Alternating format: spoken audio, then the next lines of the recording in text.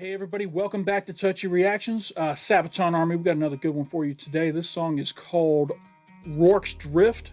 This is one of the songs that was voted as being one of the good ones from my patrons that they said they wanted to see me react to sooner than later.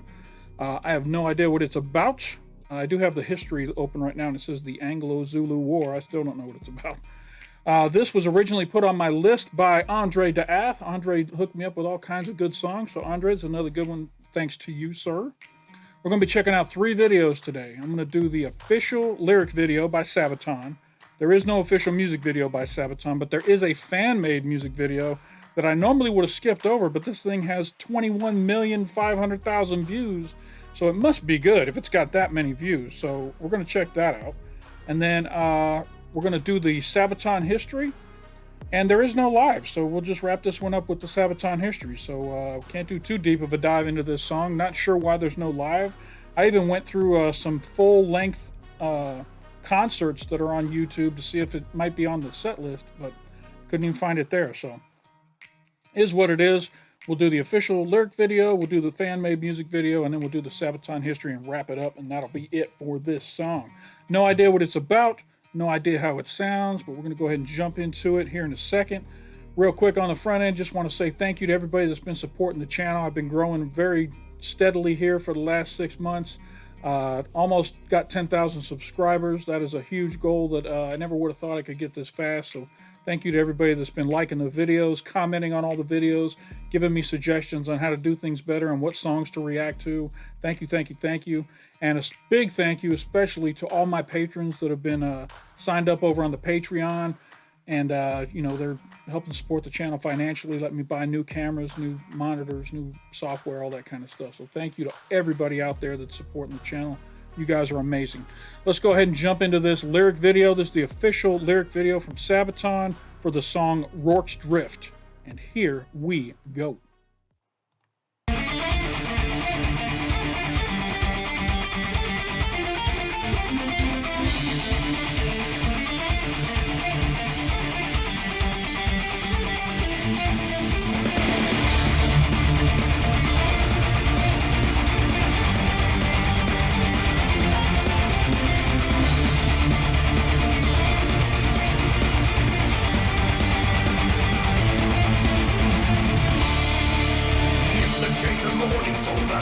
Have been slain.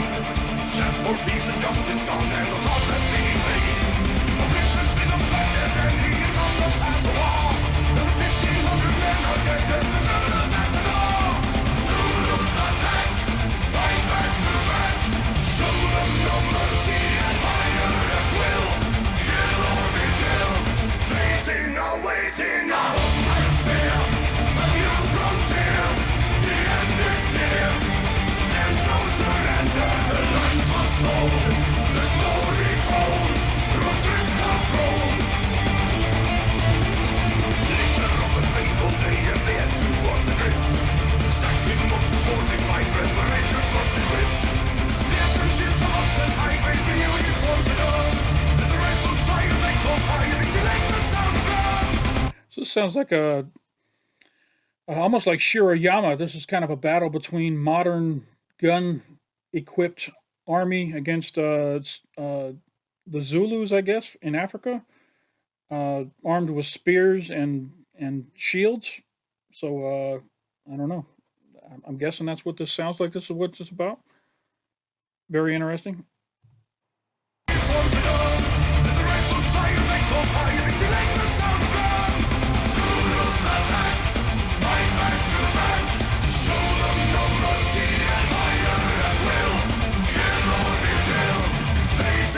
Waiting, a hostile spear, a new frontier, the end is near. There's no surrender, the lines must hold, the story told, through strict control.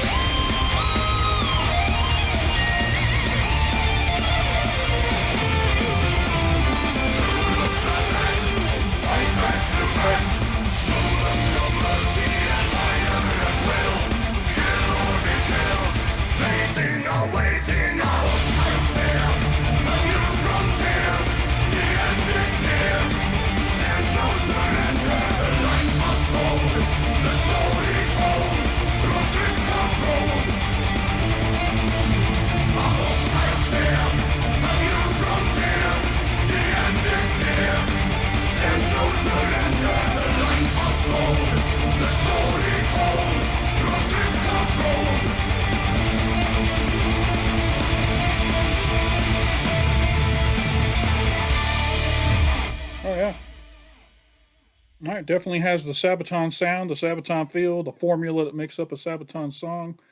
I'm actually going to switch it up. We're going to do the history first. I don't want to go song, history. So we're going to go song, history, song, break it up a little bit. Plus, I'm really interested to know what this song is about. Like I say, my initial, not knowing anything about it, my initial impression is this going to be something in Africa. It's going to involve modern mechanized army against African tribal army. And, let me see if I'm right. We'll go ahead and jump into this. This is Rorke's Drift, the Anglo-Zulu War, Sabaton History number 38. We've got Joachim from Sabaton and Indy Nidell. Indy, appreciate all the work you're doing getting those new histories done, getting them out to us. We need that new album with all those new histories. Let's go rock it out. And let's go ahead and jump into this history lesson for Rorke's Drift by Sabaton. Here we go. Rorke's Drift was a decisive battle between the smaller but better armed British and the Zulus. Now, this showcased the overpowering technological might of the colonial invaders. And our song Rorke's Drift is about that battle.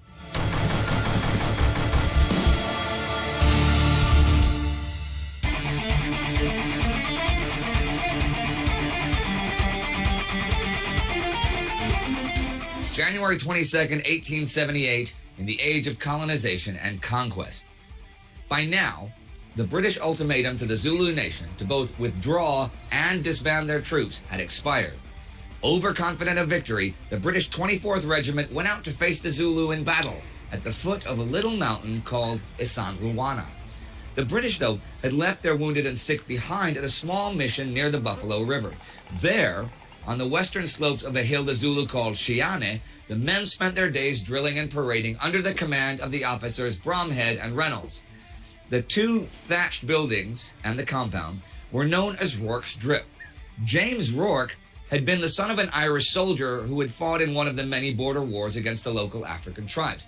James, on the other hand, had made a living by trading, hunting, occasional gun running with the natives until his suicide. His estate changed hands until it came to a Swedish missionary, who in turn leased the compound to the British colonial forces to use as a hospital and a storage space.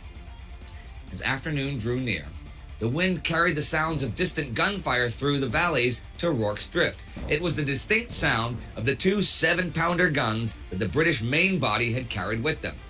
At first, this caused little concern. For just a year earlier, a small British force had triumphed over 6,000 Xhosa warriors, so this would surely go no differently, right? Well, as the cannon fire subsided, a lone rider came galloping towards them.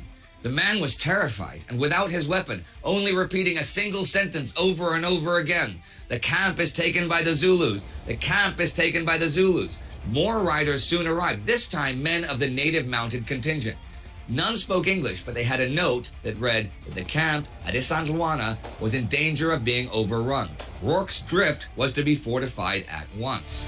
The king in the morning told that the equals had been slain. Chance for peace and justice gone, and the thoughts had been in vain. The prince had been abandoned, and he had on the path of war. There were 1,500 men are dead, and the Zulus at the door. The men began barricading the missionary compound. Everything useful was dragged out of the storehouse, all except for the kegs of rum and water. The reserve ammunition boxes were open. They had 20,000 cartridges, enough to make a stand.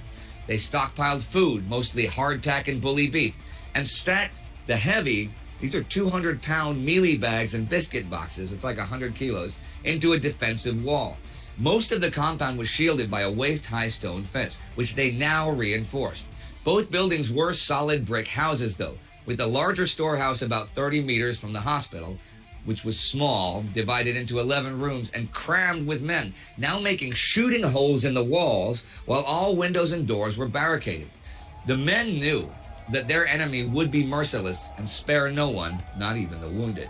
The last remaining biscuit boxes and mealie bags were used to create a barricade in front of the storehouse. This was a last keep in case of a breakthrough. As the evening drew close, the lookouts on the roof spotted the first Zulu warriors. There had not been enough time to clear the fields around the station, and there was plenty of cover for the enemy. The Zulus approaching Rorke's Drift were of the 5,000 men strong Undi Corps. During the battle at Isandlwana, they had been part of the Horns of the Buffalo, the Zulu tactic to envelop their enemies. They had been tasked with widely outflanking the British, but ultimately came too late to take part in the battle. The defeat of the British had been achieved without them. They had been denied glory. Now, Zulu military organization was divided by age and rank, and there was a deep rivalry between the regiments. Only those mature veteran regiments that had won glory in battle were awarded the rights to marry and to bear the sacred white shields into battle. The Undi Corps consisted of men in their physical prime, around 30 years old, hungering for pride and social status. They very much wanted to prove themselves. Led by Prince It's like the Spartans, huh? Abulamanzi Kampende, they made their way to Rorke's Drift. The Zulu warriors were not suicidal fanatics or anything, but cunning, courageous, and highly athletic light infantrymen, skilled in using their traditional weapons, clubs and spears. A few bore firearms, and although they were untrained in handling those effectively, even an unskilled rifleman could find his target. When they appeared on the scene, the native mounted contingent had turned and fled, which left 154 men as the defenders of Rorke's Drift, 20 of whom were ill. At around 4:30 p.m., the battle began. The first Zulu attacked in a frenzy. Worked up by their witch doctors and narcotic stimulus, they charged towards the south wall of the mission, 600 warriors against only 30 defenders. So they get them all high on cocaine and send them in. That's a great tactic. The British soldiers fired into the advancing men. Now, a trained British soldier was able to load and fire the Martini Henry rifle every 7 or 8 seconds. So people got off around 8 or 9 shots each in the time it took the Zulus to close in. Now, they sprinted from cover to cover, disregarding the men that fell. At 200 meters, the rifle fire caused massive damage, as the Zulu shields offered no protection against the high-caliber bullets. And just before they reached the barricade, the British officers ordered a salvo at point-blank range. The devastating effect of this fusillade broke much of the attack's strength. Still, single men and small groups fought on, trying to scale the walls. Pumped up on adrenaline, they jabbed with their assegai spears against the defenders. But once they tried to climb the barricades, they were easy targets for the longer British bayonets. Once at the barricades, it was close-quarter combat. The British officers dashed from point to point, revolvers in hand, inspiring the men to stand firm, shooting into the massive attackers that pressed the defenses. Where they could, the men worked together, one stabbing, the other reloading. The officers knew that the first battle they had to win was the psychological one. If the men faltered in fear, if they hesitated to kill or lost their heads in terror, all was lost. The Zulus could not be allowed to enter the compound. But the men did not hesitate. Desperation meant aggressiveness. They knew that they would either fight or they would die.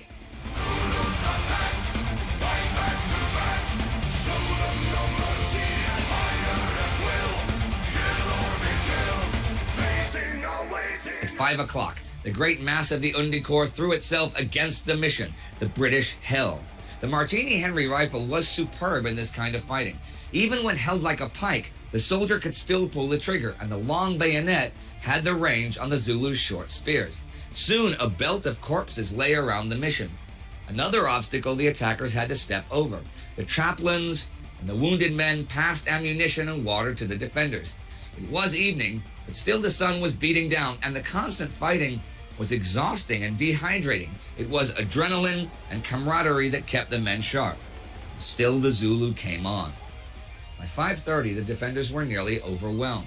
The lines were just too thinly held, and they now ran the risk of losing everything. The growing exhaustion and the casualties had made them retreat to the inner line and establish a center of resistance around the storehouse, behind the walls of biscuit boxes and mealie bags. By 6 o'clock, the Zulu commander were getting frustrated. This was supposed to be an easy battle, but the casualties were high, and there had been no major breakthrough yet. They had been fighting for 90 minutes, but the British line still held firm, though the hospital had been cut off. Soon, it was surrounded, and the Zulu were throwing burning spears on the thatch roof. It caught fire, and the men inside had no choice but to flee. Everything played out in a few minutes. Men jumped out of the windows, some making a dash across the compound. Others tried to carry the wounded and sick with them, while others fought the Zulu, who were now breaking through the doors. They were cut down by the Zulu. It was now all down to the final perimeter. Tell you what, my first reaction to this is I'm kind of on the side of the Zulu. I mean, isn't this their land that these colonialists are setting up shop on, and they're just trying to get them off their land and get them out of their country, kind of thing? If I'm wrong, I'm wrong. But I'm never for somebody barging their way into other countries' borders and setting up shop without permission, kind of stuff. So I'm rooting for the Zulus here, even though they're heavily outmatched when it comes to the technology of warfare. I don't know, just a weird feeling I'm having watching this right now. I'm kind of rooting for the Zulus to win for that reason exactly. As the sun began to set, they made a massive attack to overwhelm the defenders. There were no tactical maneuvers here. They either broke them or they did not. Once again, they were beaten back. Darkness fell at 7 o'clock. British ammunition was running low and rifles were running hot from constant use. Again, the Zulus tried to throw assegai wrapped in burning grass on the storehouse roof, but this time they were shot down in the attempt. Slowly but surely, the Zulu spirit was wavering. Throughout the night, the aggressive chanting was heard around the compound, but the major weakness of the Zulu, their lack of a supply system, was getting to them. They were hungry, they were thirsty, and they were exhausted. It was a sleepless night for the defenders, but as dawn broke, the Zulu were gone. The Zulu host may still appear, but they would no longer attack. After a while, the British ventured out onto the battlefield. They searched the remnants of the hospital for survivors, but it was a gruesome sight. The Zulu had hacked their comrades to pieces. The official report said that 350 Zulu were counted dead, but according to diaries, it was many hundreds more. At 8 a.m., a relief company finally appeared, and Rorke's Drift was saved. 11 Victoria Crosses, the most ever awarded to a regiment for a single action, would be awarded to the defenders for a victory against a force that had outnumbered them by far.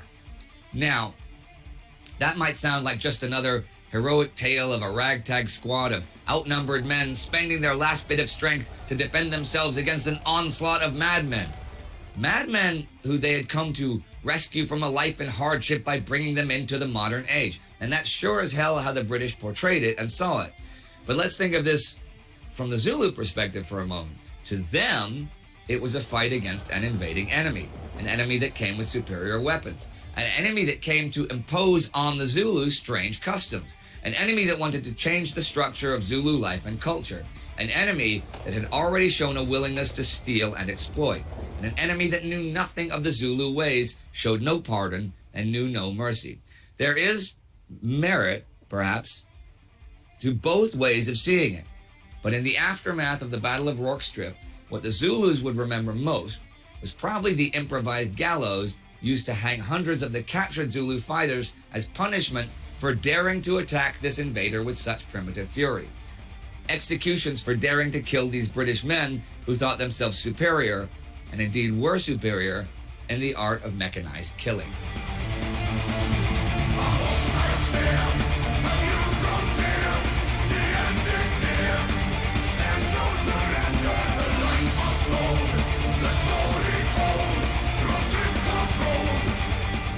So Rorke's Drift is an interesting song for you guys to choose because you have a lot of things about world wars, Swedish history, stuff like that. Things that might be more obvious choices. And Rorke's Drift is, this is colonial Africa. Now, the reason I think it's interesting is because the colonization of Africa is a very sensitive subject to a lot of people, I mean, there were a great deal of atrocities committed there. You think, especially things like what happened in the Belgian Congo. Now, Belgium, unlike like the British Crown, ruled the British colonies, but Belgian Congo, that was the personal property of King Leopold. It wasn't Belgium that had it. It was counted as his personal property. And the first real genocide of the 20th century was stuff that happened in some of the German occupied colonies in Germany, East Africa, stuff which happened 10 years before the Armenian genocide and stuff like that. So I found it really interesting that you would pick a sensitive topic like, well, you do, when we cover the 6 Day War and other things and stuff, but I don't know anyone else who's ever written a rock song, a pop song, a rock and roll song, a country song, anything about the British colonization of Africa. But you gave me an idea. We should do a country song about it. A country song also about Rorke's Drift. It sounds like a country song. Yeah, it is. Yeah, because the Battle of Isandlwana doesn't sound like a country song. No, that's more like hip hop. Now, I'm curious what our fans from the southern parts of Africa, from any race or any region, think of this, because I know this is going to lead to a lot of comments and it's a lot of interesting discussion. I'm not saying this is something I don't look forward to. This is something I actually do look forward to see how people perceive the battles and the colonization of these parts of Africa in what's called the Scramble for Africa in the 1880s and 1890s. Everybody wanted bits and stuff. The only person who didn't was Bismarck, Chancellor Bismarck. Okay, he thought it would be a useless drain on German resources and they should be focusing elsewhere. Now, of course, this all came to play heavily in the First World War, like when Germany went through Belgium to attack France, and Britain joined the war, and the reason they gave to the public was, well, we guaranteed Belgian neutrality, and as the Foreign Secretary Edward Grey actually said, okay, well, that wasn't the reason, that was a reason, but there were other reasons. What if Britain had not, for example, joined the war? They didn't have to. I mean, they weren't under attack. There are other reasons why they did. I mean, because somebody was going to win and tip the balance in mainland Europe. So either way, you're going to have to be on one side or the other. But think of colonial Africa. I know. Think of colonial Africa. Britain does not join the war, right? So the Germans just take the Belgian Congo, and suddenly they have half of Africa and east to west Africa and could do whatever they like. And they've cut the British off. You do realize I've learned more about the colonization of Africa in those 2 minutes of, by the way, unscripted talking than I did in 9 years of basic school. Well, it's fun being a historian. You learn to put things into the little perspective. But it's interesting to think that, I mean, if Britain wanted to preserve its hegemony in Africa, that's a reason they had to join the war as well. And it's a reason nobody ever talks about either, because it's so lost between the other regions, like either France or Germany was going to win in Western Europe. One way or another, that's going to tip the side. If it's Germany, Germany has the second biggest navy in the world behind Britain. Do you really want those guys to have ports on the English Channel? No. So there's another reason to join France instead of joining Germany. So there were a bunch of reasons why Britain really had to join the war, although the best way to tell your people that you're joining the war is not to say, well, we don't want the Germans to take the Belgian Congo, because nobody cares about that at home in Britain. And you want to say, well, we guaranteed poor little Belgium. In 1830, we said we guarantee your neutrality, so we have to join the war. And that you can sell the war to the public. Yeah, that's how politicians do it, usually. There's always the reason that you sell it to the public, which is a simple emotional reason. And there's always the real reasons, which include the simple emotional reason, but they have other reasons that'll be reasons of economics, finance, and national security. That's why people join wars, unless they're idiots. I mean, people sometimes do that. It's happened once or twice. So yeah, well, that. I'm hearing a female voice in the background here.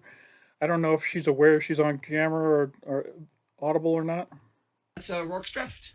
That's a very different interview. I know. I'm really glad we had this talk. And that is all for today. Okay. See you next time on Sabaton History.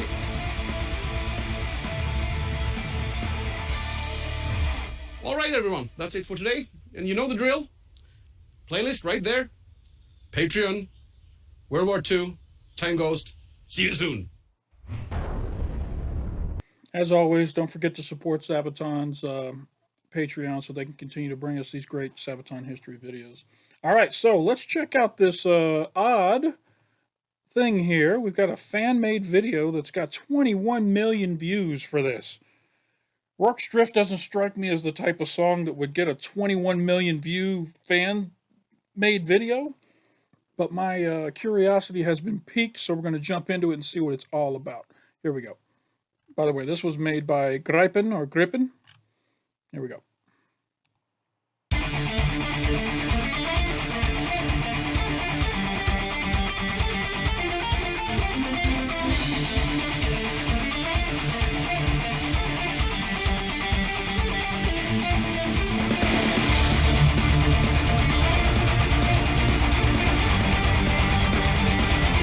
So I'm immediately guessing that someone made a movie about this particular incursion, this particular battle, and this person has taken clips from that movie and overlaid it over top of Sabaton's music, which is great. Should give us for a good music video here. Here we go.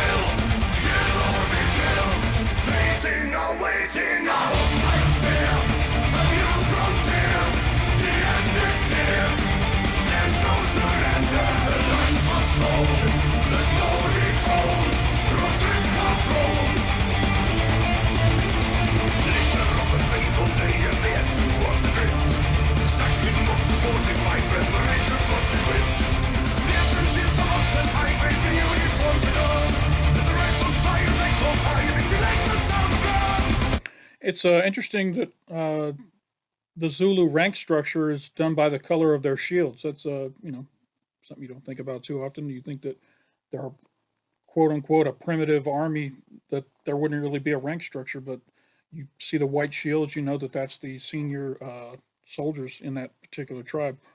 Very cool.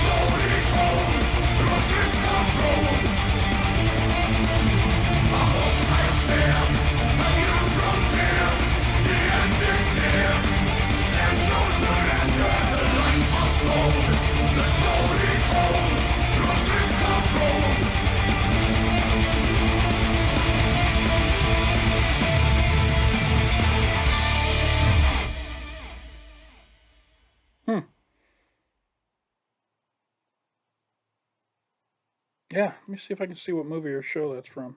Anyway, this was definitely a well-made fan video, and it really takes you into the story visually.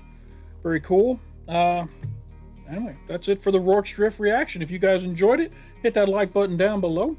And if you're not already subscribed to the channel, hit that big red subscribe button down below and join the channel. Come on over for the ride. We're going to be doing a lot more Sabaton. I'm hoping to do some of the new stuff off the new album as soon as the new histories drop. But that's it for this one. Thank you to all my patrons. If you guys are interested in becoming a patron and joining the channel, I really appreciate it. There's a link up in the corner to the Patreon. You come on over and join up. Just $1 a month will get you access to all my videos as soon as they're edited. They go up on Patreon. And we got some patron-only exclusive stuff over there as well that you can enjoy. Some of the behind-the-scenes stuff, that kind of stuff. And you can also vote on what stuff we're going to be reacting to in the future. So come on over, join the Patreon. Thank you very much to all my patrons who are already on board. And that is all I got for this Rorke's Drift reaction. Appreciate you stopping by, and don't forget to come on back.